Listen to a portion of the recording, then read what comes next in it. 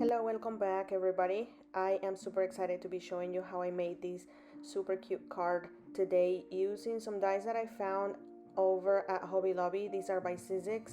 I can't remember the exact name of them, but I have been wanting a big Christmas tree for a while, and when I saw this one I felt like it was meant to be. I will be using these three inks to make my background, and I like to use my stenciling station, which is a name that I made up for that concoction that you see, that metal with the magnets. And I like to use that so that I don't get ink all over my fingers.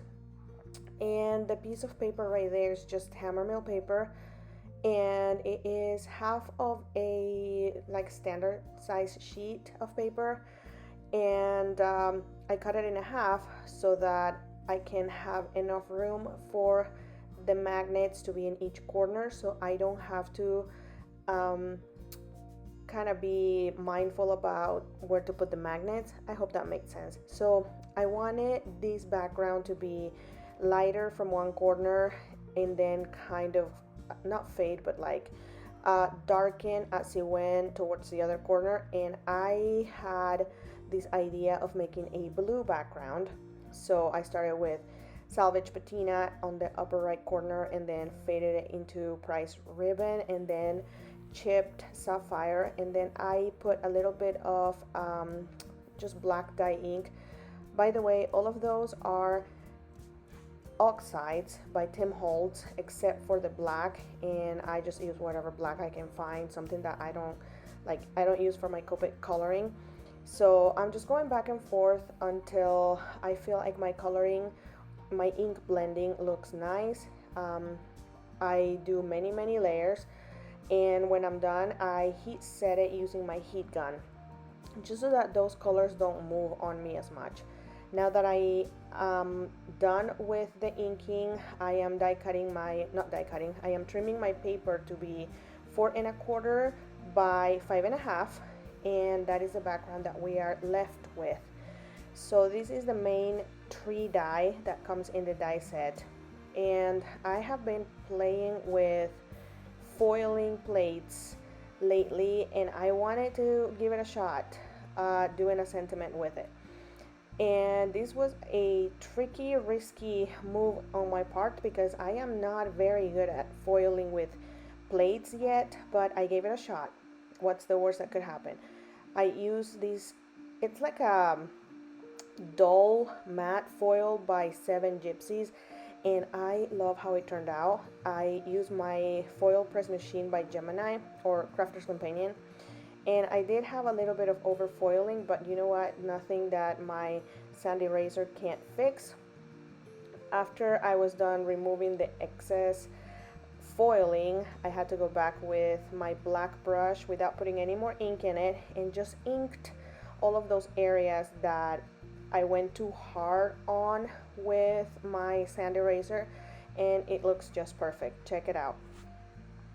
So next step is to die cut the main or the tree, and I started by doing just a regular green layer of cardstock, and I am going to be inking it with Cottage Ivy. I think that was that ink from Memento, but any green ink would work. I feel like Rustic Wilderness from Tim Holtz would work. This is a dye ink, and I am using paper scraps for like everything I am doing today.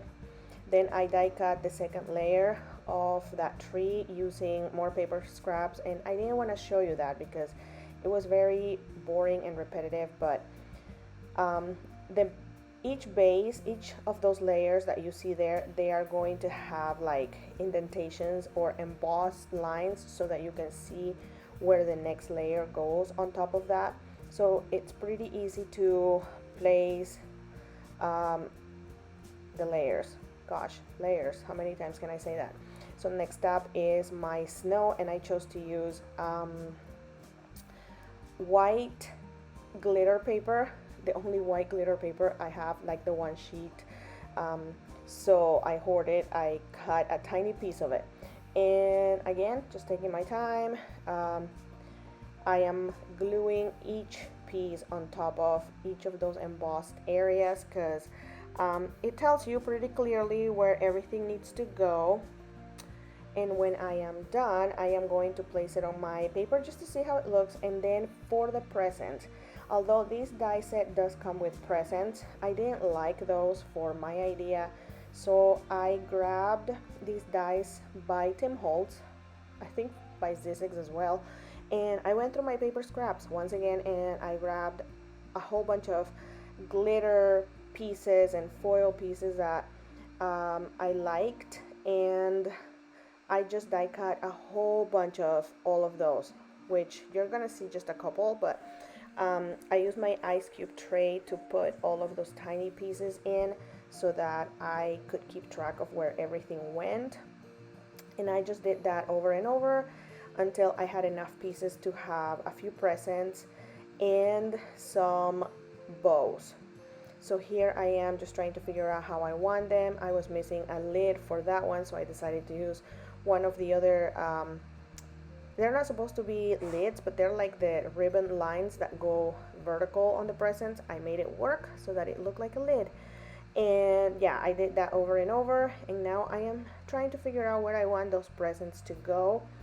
I wanted them to look like they were around the tree, so first thing, I am just placing them to see how I want them, and I knew that I wanted to put some behind the tree, so I only glued the very center of the tree. Now that I know where my presents are supposed to be placed, I am going to use a little bit of washi tape and aligning my card base, that blue card base, with the Tim Holtz glass mat grid. I tried to put that yellow washi tape as even as I could so that it looked, you know, like a straight line, and just slowly, and I am applying my glue to the back of my presents and just placing them where I feel like they will look good. I didn't want the tree to be fully covered, like the bottom part of it, so I placed the bigger presents towards the edges, like the outer areas. And now I am putting all of those bows on top of it, and I feel like it turned out really pretty. I think you could use the dies for the presents that come with the sizzix dies that the tree came with, but I really like these ones. So here you can tell that I kind of ripped my paper as I was removing the tape, but do not fret, I was able to fix that by just bringing back my brush, my black brush. I did load it with more black ink, but it fixed it for the most part. And to finish it off, I am going to add some super tiny stars that I got at Hobby Lobby. These were found in the jewelry making section. I think they're for resin projects, and they were 40-50% off. I can't remember. Everything I buy is on sale or clearance, so I think I paid $2, and I'm not kidding, I probably have like 2,000 of these stars. They are so tiny, so I put a ton of them on, and that is it for today's video. That completes the project, and I am so happy with how it turned out. My vision just turned out exactly how I wanted it, and I appreciate all of you watching, and I will see you on the next one. Thank you, everybody.